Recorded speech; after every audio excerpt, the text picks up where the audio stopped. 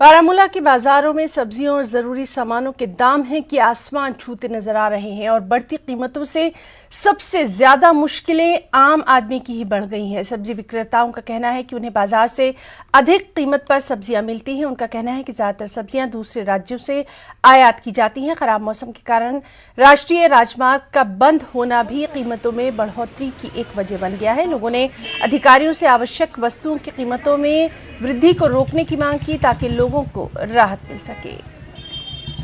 हिम्मत नहीं लगती है कि एक भी सब्जी यहाँ खरीदें, क्योंकि सब्जी की कीमतें जो है आसमान को छू रही है।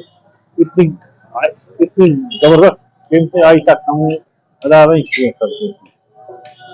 ये नदरू है, शौक से हम खाते थे, केरले हैं, ये भी आसमान को छू रहे हैं।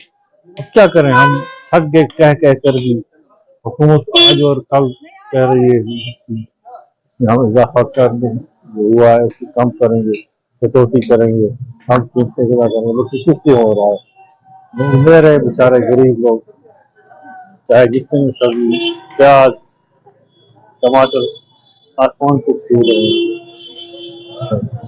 हमें वहां से गाड़ी निकलती है, कम से कम 4-5 दिन वो रास्ते में रुकती है रोड की खराब की वजह से। फिर जब यहाँ वो श्रीनगर में पूछती है माल आधा खराब फेंकना पड़ता है। उसका रीजन ये थे रेट ज्यादा हो जाती है। अल्लाह अपना फजल करे, डर लग रहा है आगे क्या हो। अभी तो बात ही नहीं, अभी बर्फबारी हुई नहीं, तो ऐसी हालत है रोड की, आगे क्या हो जाए। अल्लाह अपना फजल करे। मार्केट की जो हालत है वो ऑलरेडी डाउन है, महंगाई से लोग भी परेशान है, हम खुद परेशान है। अगर मटर केजी हमें मेरा 125 हमें खरीदे मटर वहां से ही, कितना में फिर क्या भेजे हम। और ऐसी हालत है, ऐसी रेट बहुत ज्यादा है, बहुत।